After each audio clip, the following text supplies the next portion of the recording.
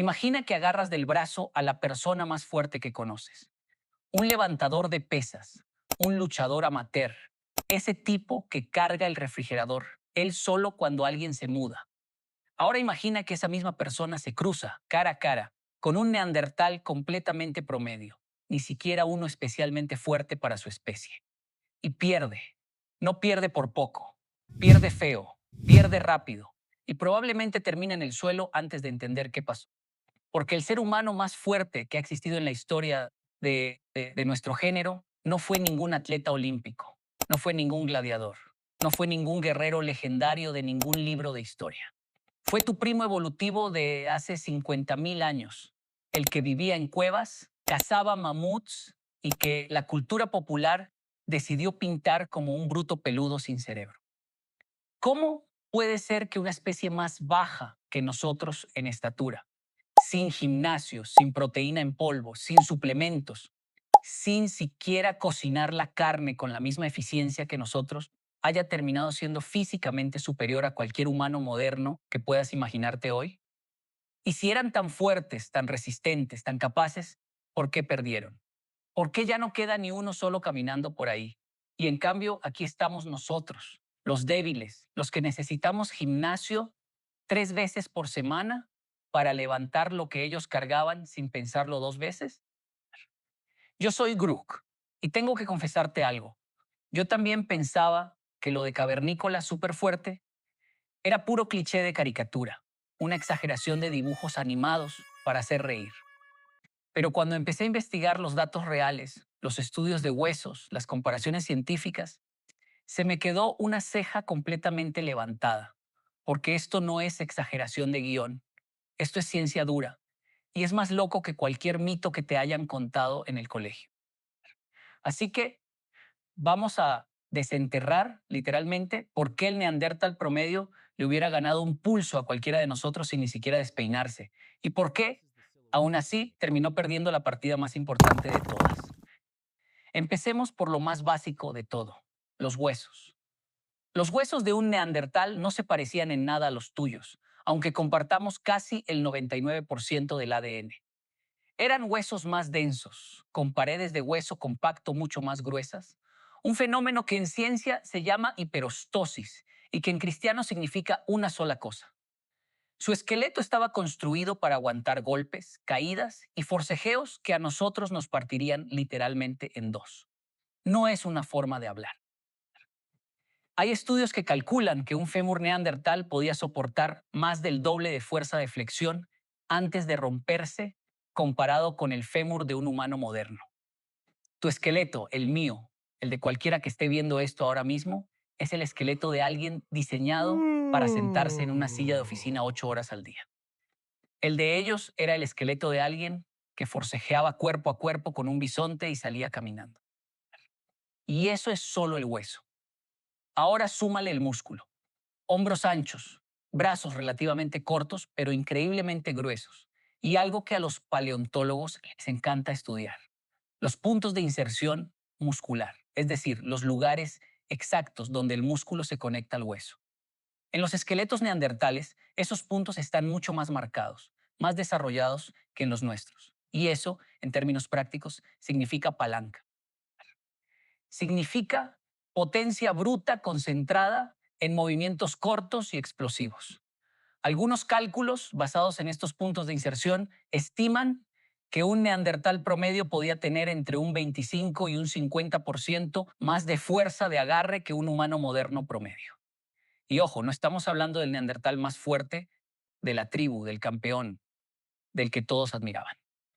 Estamos hablando del neandertal normal, del que se quedaba cuidando el fuego mientras los demás salían a cazar. Aquí viene el primer giro de la historia, el que a mí personalmente me sorprendió más. Uno pensaría, con toda esa fuerza bruta, que debían ser criaturas simples, instintivas, sin mucho cerebro detrás de tanto músculo. Eso es completamente falso. El cerebro neandertal promedio era, en volumen físico, más grande que el nuestro.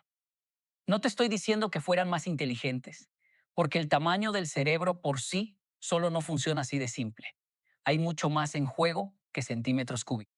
Pero sí te estoy diciendo que la imagen del cavernícola bruto y sin cerebro que nos vendieron durante décadas en películas y caricaturas es directamente una mentira histórica.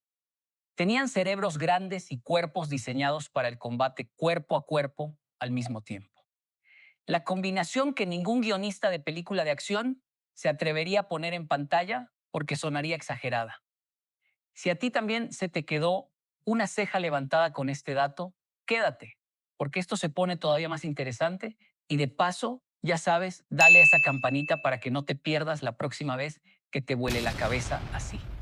Sigamos, porque toda esa fuerza no era solo para presumir, la usaban, y la usaban de una forma que hoy nos parecería directamente suicida. Los esqueletos neandertales que se han encontrado en distintas partes de Europa muestran un patrón de fracturas curadas, es decir, huesos rotos que sanaron mientras la persona seguía viva, que es casi idéntico al patrón que se observa hoy en jinetes de rodeo profesionales.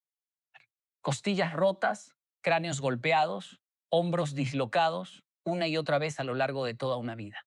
¿Por qué tantas lesiones? Porque cazaban animales enormes, bisontes, renos, hasta mamuts a corta distancia, prácticamente cuerpo a cuerpo, clavando la lanza mientras el animal todavía se resistía, coceaba y embestía. No cazaban a distancia con calma y paciencia como haríamos nosotros hoy con un arco. Cazaban de frente, encima de la presa, apostando el propio cuerpo en cada intento. Y la mayoría de las veces sobrevivían para contarlo, con el esqueleto lleno de cicatrices que lo probaban durante miles de años después. Y por si toda esa fuerza y esa valentía casi temeraria fueran poco, también eran hábiles con las manos de una forma que sorprende incluso a químicos modernos. En varios yacimientos europeos se han encontrado restos de un pegamento fabricado calentando corteza de abedul a más de 350 grados, en un ambiente con muy poco oxígeno para conseguir un adhesivo natural que usaban para fijar puntas de piedra a sus lanzas de caza. Es un proceso químico tan preciso que la mayoría de la gente hoy en día no podría replicarlo sin ver antes varios tutoriales y fallar un par de veces. Fuerza bruta y precisión técnica, en el mismo paquete, en la misma especie, que la cultura popular sigue dibujando, arrastrando un garrote y gruñendo. Pero aquí está la parte que casi nadie te cuenta cuando alguien te habla del humano más fuerte de la historia. Toda esa fuerza, toda esa resistencia ósea, toda esa capacidad de aguantar golpes que nos partirían a nosotros, no les sirvió absolutamente de nada al final. Los neandertales se extinguieron hace aproximadamente 40.000 años. Y no fue porque llegó alguien más fuerte y los venció en combate directo, como en una película de acción. Fue algo mucho menos heroico y, sinceramente, mucho más triste.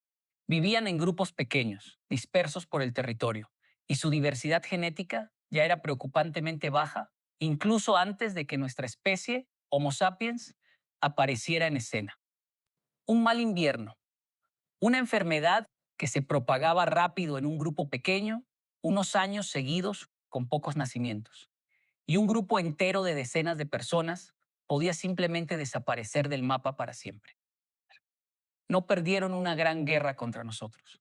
Perdieron miles de pequeñas batallas silenciosas contra el aislamiento, la mala suerte climática y la simple estadística, jugando en su contra generación tras generación. Así que ahí tienes la respuesta a la pregunta que abrimos al principio de todo esto. Sí, eran más fuertes que cualquiera de nosotros hoy, con huesos más densos, con más fuerza de agarre, con cerebros incluso más grandes en volumen. Pero la fuerza física, por impresionante que fuera, no fue lo que decidió quién sobrevivía a largo plazo en la prehistoria. Lo que decidió la partida fue la capacidad de mantenerse conectados entre grupos distantes, de ser muchos, de repartir el riesgo entre más población para que un solo mal invierno no borrara toda una comunidad de golpe. Por eso ese neandertal promedio, ese que ni siquiera era el campeón de su tribu, le hubiera ganado sin esfuerzo un pulso a tu amigo más fuerte del gimnasio. Y aún así, hoy, miles de años después, el que sigue aquí caminando, leyendo esto, respirando, eres tú, no él. Así que la próxima vez que alguien te diga que los cavernícolas eran solo un montón de brutos sin cerebro, ya sabes exactamente qué responderle. Con datos, con ciencia, sin necesidad de levantar la voz. Y si quieres que sigamos desenterrando este tipo de historias que la versión oficial nunca te contó completa, quédate por aquí, suscríbete y nos vemos en la próxima hoguera.